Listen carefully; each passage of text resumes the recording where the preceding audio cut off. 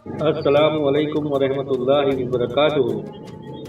आज ही के दिन माह रमज़ान के तीसरे रोज़े सुल्तान के गुजरात सबसे ताकतवर बादशाह सुल्तान महमूद बेगा रहमतुल्लाह अलैह इस फानी दुनिया को छोड़कर दारुल फना से दारुल बका की तरफ कूच कर गए। और नाजरीन 513वां उर्स मुबारक की आपको बहुत बहुत मुबारकबाद पेश करते हैं। और नाजरीन आज 513वें उर्स के मौके पर महमूद बेगड़ा रहमतुल्लाह अलैह के याद को हम आपसे ताज़ा कर रहे हैं, तो वीडियो में आखिर तक बने रहिएगा और हमारे बड़ौदा मुस्लिम ऑफिशियल चैनल को सब्सक्राइब और शेयर ज़रूर कीजिएगा, जिससे ये जानकारी और लोगों तक भी पहुंच सके। और नाजरीन जैसे कि आप सब लोग जानते हैं कि महमूद बेगड़ा रहमतुल्लाह अलैह खाने में अक्सर रोज़ जहर खाया करते थे। क्यों खाया करते थे उसकी जानकारी हम आपको देने की कोशिश कर रहे हैं।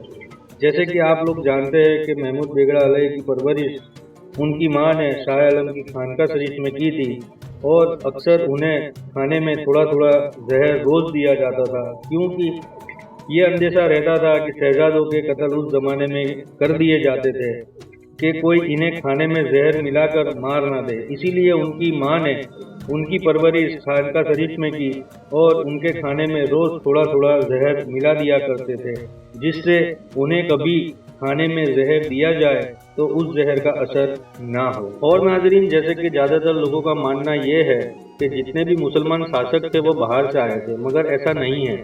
मीरात सिकंदरी में इनका पूरा पीढ़ीनामा लिखा है। गुजरात के सभी सुल्तान रघुवंशी है।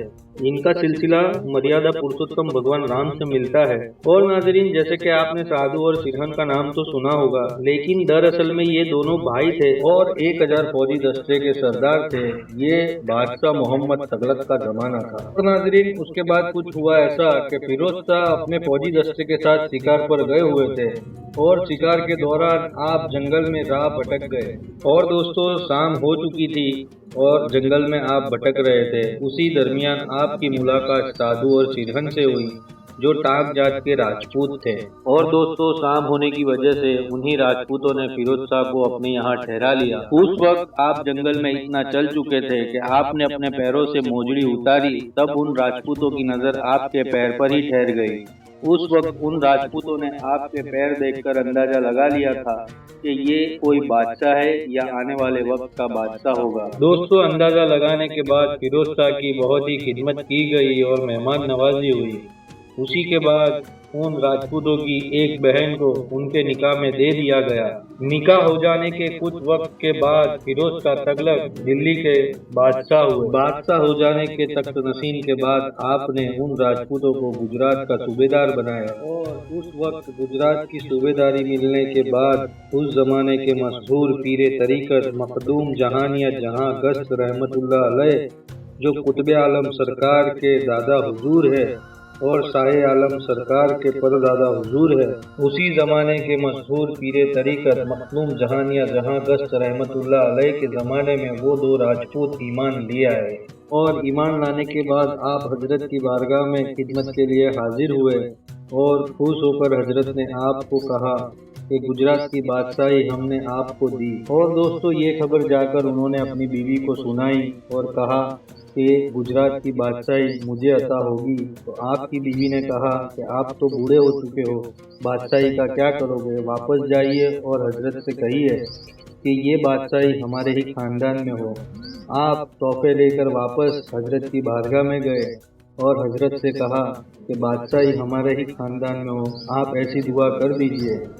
हजरत ने यही दुआ की और आपको एक खजूर का गुच्छा दिया, जिसमें कुछ 18 खजूर लगी हुई थी।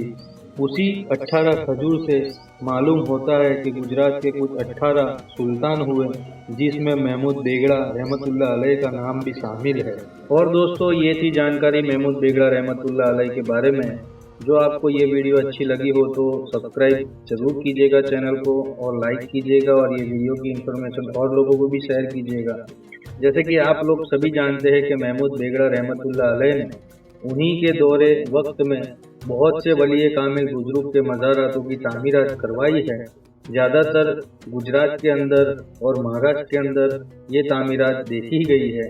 उसी के मातहत आज बड़ौदा शहर में भी बहुत से ऐसे पुराने मज़ारात है जिसकी तामीर महमूद बेगड़ा रहमतुल्लाह अलैह के ज़माने में हुई है। अस्सलामु अलैकुम वालेकुम अस्सलाम।